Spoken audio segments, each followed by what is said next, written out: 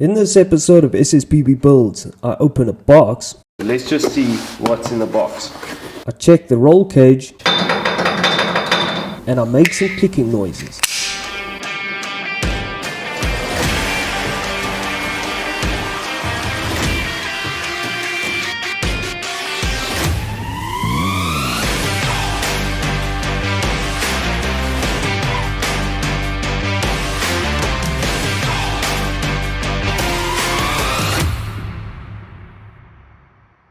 Welcome back to the channel, everyone. Thank you for joining us. Today we're working on the Renault Clio build. We're doing some key upgrades to the front suspension, and then there's a whole bunch of other stuff to do. We got to finish up the seat belts. There's a couple of tidying up things on the dash, and try and get all the mechanical stuff pretty much done. Alright, so let me just bring you up to speed with a whole bunch of stuff we've done already. So we've installed these tow hooks on the front and rear. They have been installed to the actual tow point. They're plenty strong enough. This is obviously required if you enter a race. This slave cylinder was installed because this car is running a VW gearbox and it uses a hydraulic clutch inside the footwell. So this reservoir is for the hydraulic clutch.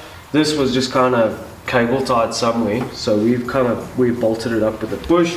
We also had to just clearance this plate to make sure it fits. We've made these aluminium blanking plates. There's one there and there's one at the bottom there. There's one more we need to make down there. That hole there is actually going to be for the wiring harness. Today I'm going to take this part of the intake manifold off because we're going to have this part and the top piece that comes over the cylinder head powder coated. I've painted this. It's a structural element for the dash, so it basically supports a lot of the dash and the HVAC system.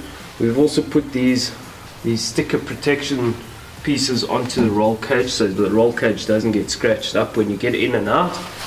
We mounted the seat. That was done quite early. We obviously fitted that OMP wheel. We've made these door cards. We fitted these straps so you can get in and out. We also modified it so you can use the standard lever.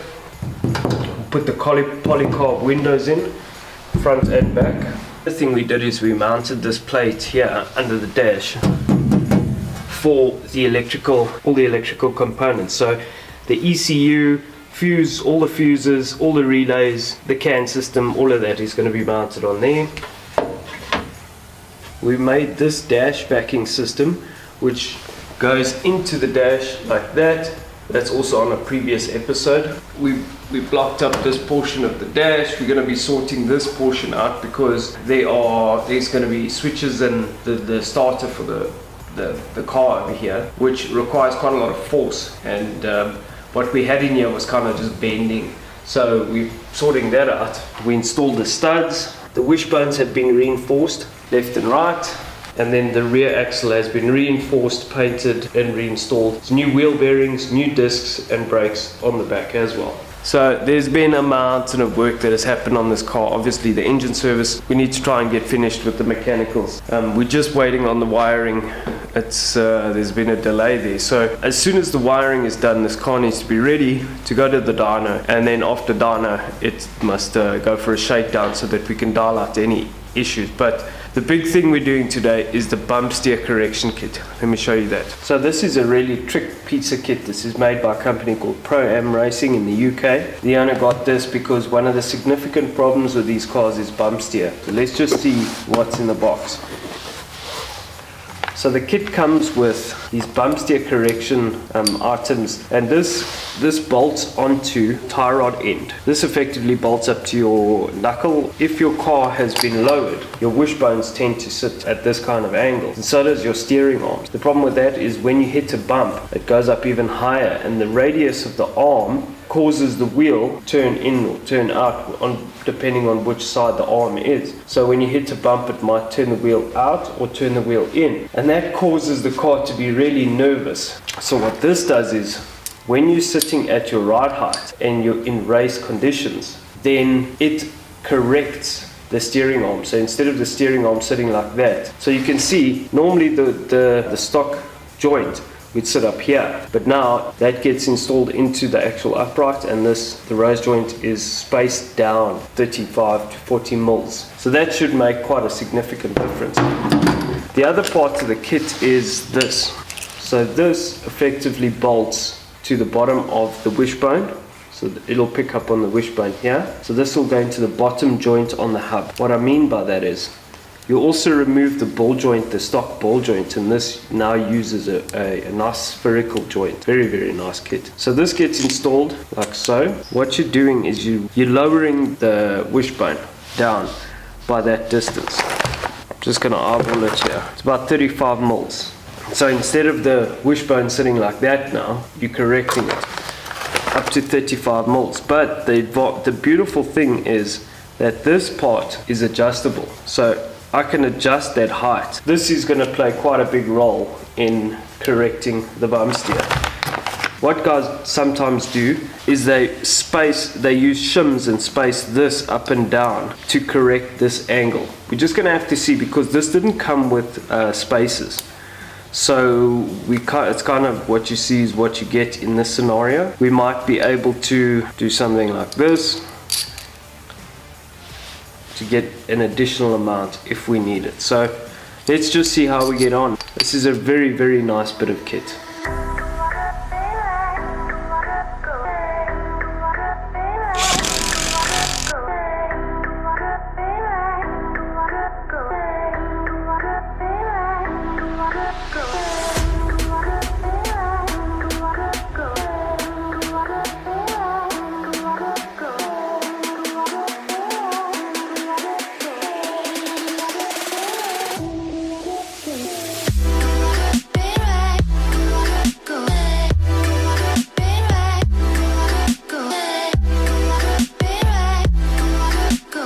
What we're doing here is we've taken out the damper. This is an actual Sachs damper, genuine Renault Sport unit, and so we've taken the spring off. What we're going to do is we're going to put this back, and that'll allow us to push the wheel up through its range, through its bump range, so that we can check the deflection in the actual tire. So because the steering arm is on the back, what it'll do is as the wheel goes up, it should toe out effectively. So that's what we're going to do. We're going to put it all back and then check the toe out. We'll have to use a dial gauge, figure out how that's all going to work.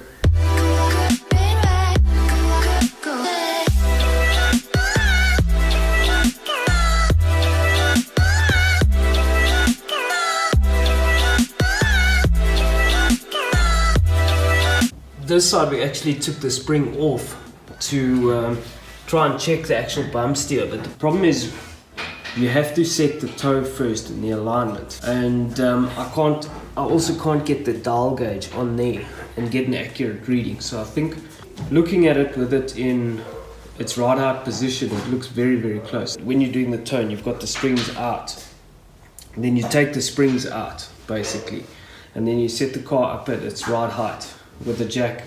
You use the jack to lower the car, and then you see how much it deflects, and you try and dial that out. But I don't think there's much in it. On the back here, you've only got this little spacer you can either put there or there, unless you machine up little spaces. But I think it's as close as damn it.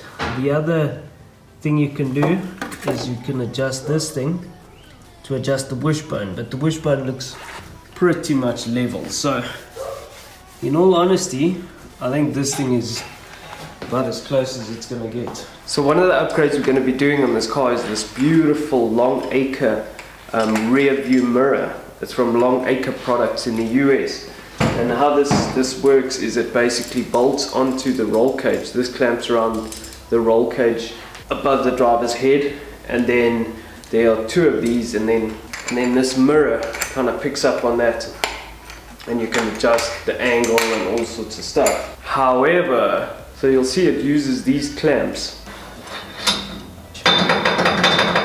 If you tighten these up, these aren't the same diameter as the actual tubing. So I've had these little collars machined up. This is what the collars look like.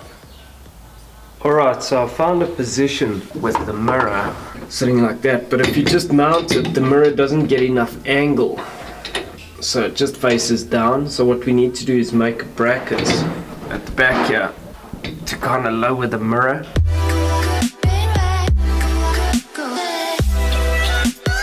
Alright guys, so we are on to a new day completely today, and we've got a few things we've got to finish up today, so let's have a look at that.